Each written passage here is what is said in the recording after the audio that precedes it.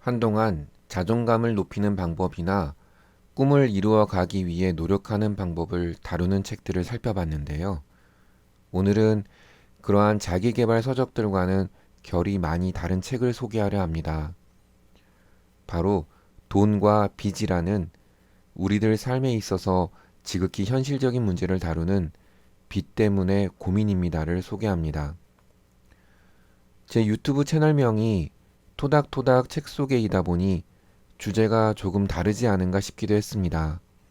그러나 우리의 꿈을 이루어 가는 데 있어서 어쩌면 가장 힘차게 발목을 잡는 적이 돈과 빚, 그리고 가난과 같은 우리가 현실적으로 당면하게 되는 문제들이라고 생각했습니다. 그래서 경제적 성공과 관련된 책들도 꼭 읽고 종종 함께 나누어야겠다 싶었습니다. 한국어로 번역하면서 빚 때문에 고민입니다. 가장 빨리 빚 갚는 법이라고 제목과 부제를 붙인 이 책의 원래 제목은 Zero Down Your Debt입니다. 직역하면 당신의 빚을 제로로 만들어라 정도가 될 듯한데요. 당신의 수입을 되찾아오고 당신이 사랑하는 삶을 만들어라 라는 부제가 붙어 있기도 합니다. 책의 내용상으로는 굉장히 대놓고 빚 갚는 방법을 설명하고 있기 때문에 제 생각에는 한국어 제목이 좀 더 책의 내용과 어울린다고 생각합니다. 책의 저자인 존슨 부부는 10년 넘게 장의사와 코디네이터 일을 해왔다고 합니다.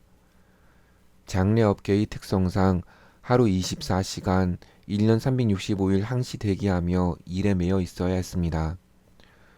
어느 때는 숨 넘어가게 바쁘다가도 어느 때는 개미 한 마리 얼쩡거리지 않는 균일하지 않은 일의 특성도 사람을 지치게 만들었지만 더 큰 문제는 모아둔 자산이 없다는 것이었습니다. 벌이가 꽤 괜찮았지만 버는 족족 쓰고도 조금 더 쓰는 소비 습관이 너무나도 쉽게 빚을 부르고 있었습니다. 장례업계에서 일한다는 것은 사람들이 죽는 모습을 매일 본다는 뜻입니다. 세상을 떠나는 사람들의 수많은 사연들과 뼈아픈 후회들을 접하면서 어느 순간 자신들의 삶도 다시 돌아보게 되었습니다. 그리고 자신들의 인생 역시 바라던 모습과는 전혀 다른 모습이었다는 깨달음을 얻게 되었습니다. 직업이 있었지만 마지못해 버티는 일일 뿐이었고 모아둔 돈도 없었고 그래서 자유도 없었다는 것을 깨달았습니다. 빚에 짓눌렸지만 아무런 대책도 없이 인생의 황금기를 허비하고 있다는 것을 인식하게 된 것이죠. 그래서 간절하게 상황을 바꾸길 소망하게 되었습니다. 오랫동안 견뎌온 고통과 스트레스가 없는 삶, 무엇보다 자유가 더 많은 삶을 살고 싶다는 꿈을 꾸게 됩니다. 수입을 저축하고 보다 현명하게 투자하고 더욱 합리적으로 소비하는 것이야말로 살고 싶은 삶을 만들어 나가는 방법임을 깨닫게 된 것입니다. 존슨 부부가 빚에서 탈출하기 위해 사용한 방법이 꽤나 현실적인 이유는 월급에 기초하고 있기 때문입니다.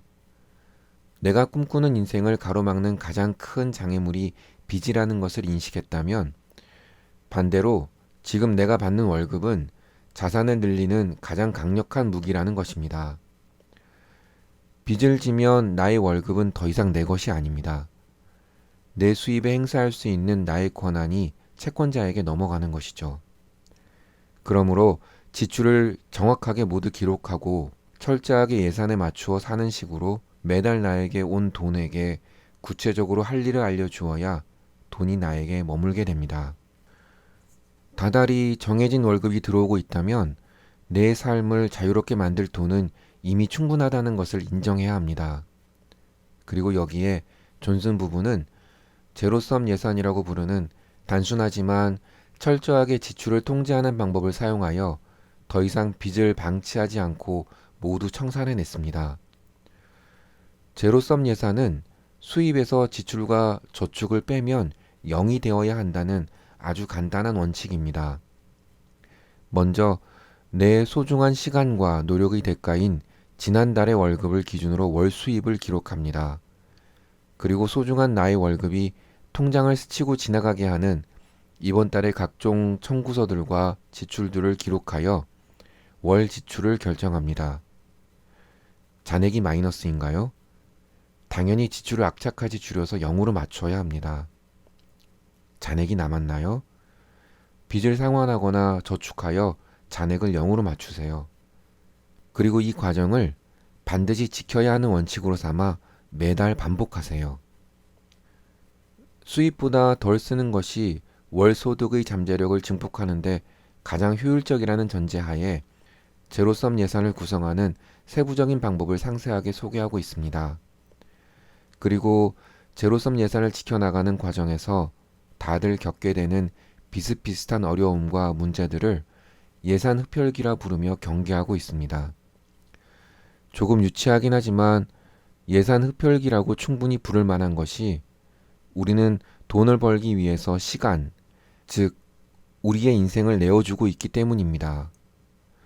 뭔가를 사기 위해 돈을 낸다는 것은 그 상품을 얻으려고 사실상 우리 인생의 일부를 지불하는 셈이라는 것입니다.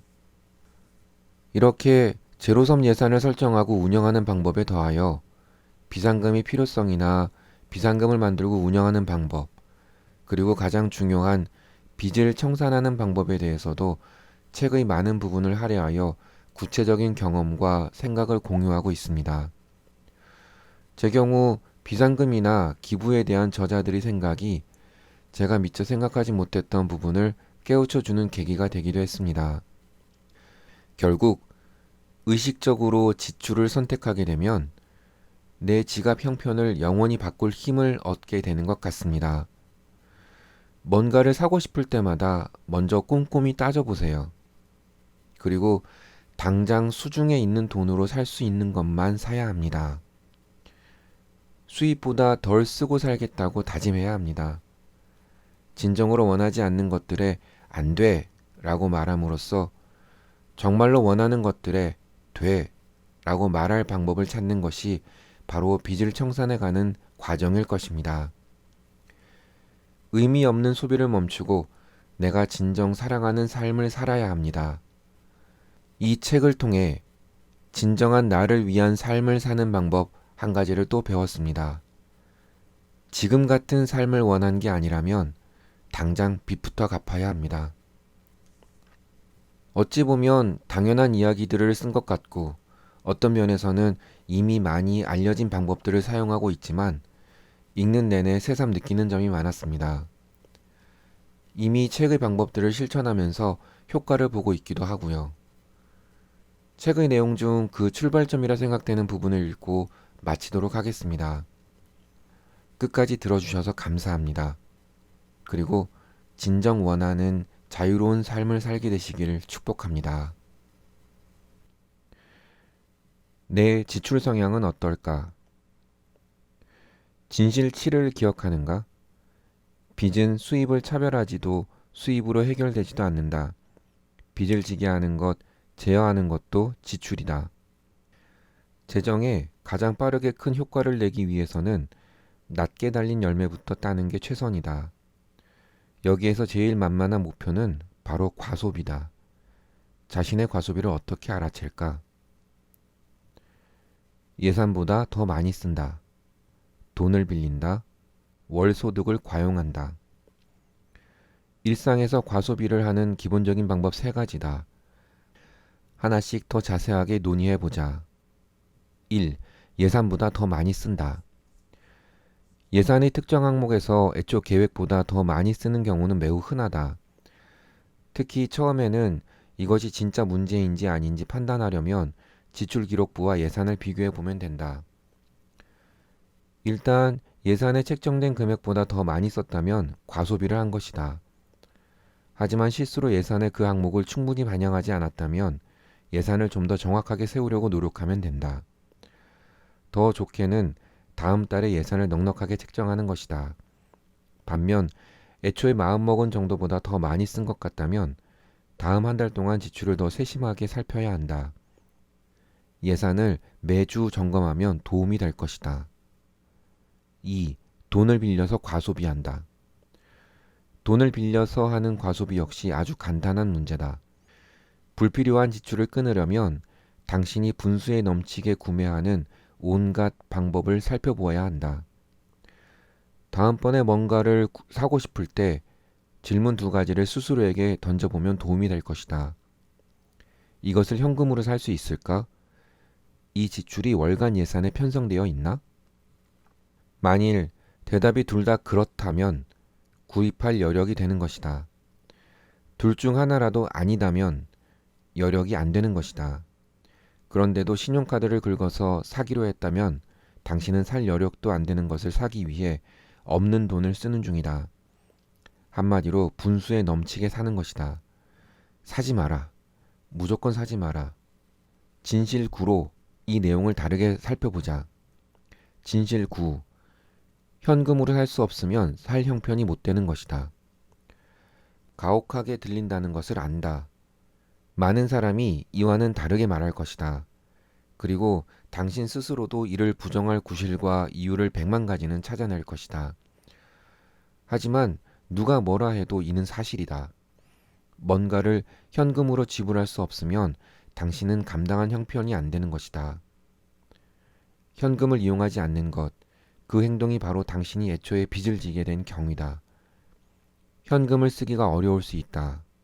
물건들을 일시불로 계산하는 일은 고통스럽다. 우리는 인간이라 고통을 피하고 싶어 한다. 고통스럽기 때문에 그 방식을 좋아하지 않고 모면하려고 부심한다. 그러나 고통은 사실 좋을 수도 있다. 경고이기 때문이다. 고통은 우리가 스스로를 해치지 못하도록 보호하는 게 목적이라서 하지 말라고 말한다. 그리고 대개 그 경고를 듣는 게 상책이다. 현금으로 구입하면 아프다. 그리고 아파야 한다. 그 고통 때문에 지금 사려는 것이 자기가 정말로 원하는지 원하지 않는지 신중하게 판단하게 된다. 고통은 우리가 과소비를 하지 않게, 빚지지 않게, 돈 문제로 큰 곤욕을 치르지 않게 보호한다. 반면 빚을 이용하면 감각이 무뎌진다. 빚은 고통을 감추거나 미룬다. 마치 중요한 경기에서 뛰기 전에 부상을 감추려고 독한 진통제를 먹는 것 같다. 그러면 당장 원하는 뭔가를 얻을지는 몰라도 장기적인 폐해를 가져오는 심각한 손상을 입을 수 있다.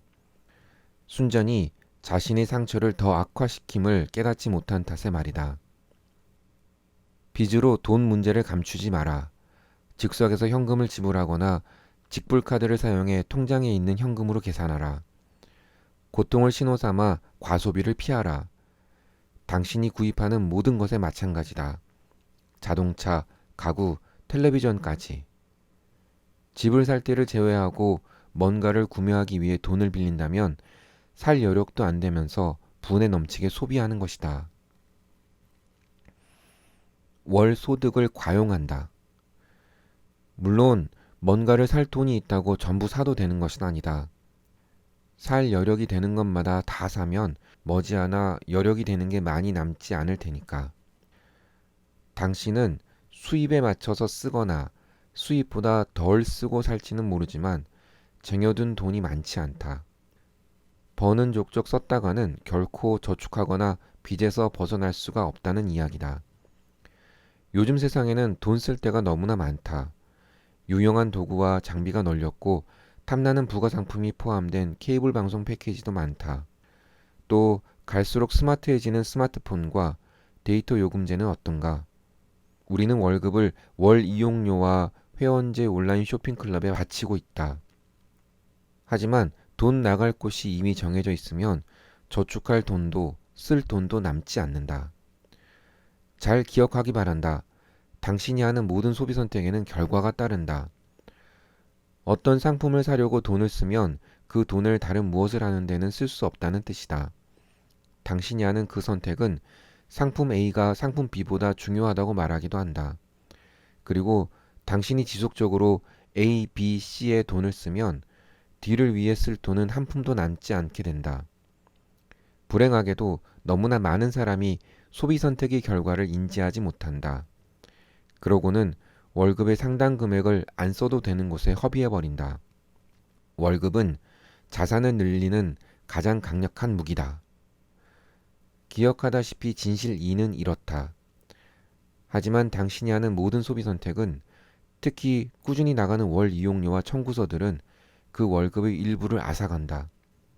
그런데 돈을 쓸 때마다 정말로 원하는 것을 살 월급의 힘은 줄어들게 된다. 어쩌면 당신은 월급을 지나치게 쓰면서 그 사실을 알지 못할 수도 있다. 지출을 줄일 곳을 찾을 때 욕구와 필요를 구별하면 도움이 된다. 구별법은 아주 간단하다. 필요는 살아가는데 필요한 것들이다. 음식, 보금자리, 기본 옷까지, 물, 전기나 수도 등. 그 외의 모든 것은 욕구다. 너무나 쉽다.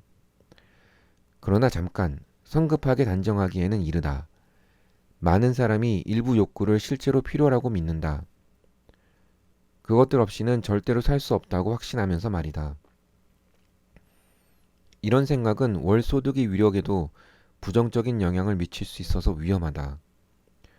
케이블 방송은 재미있기는 하지만 사는데 꼭 필요하지는 않다.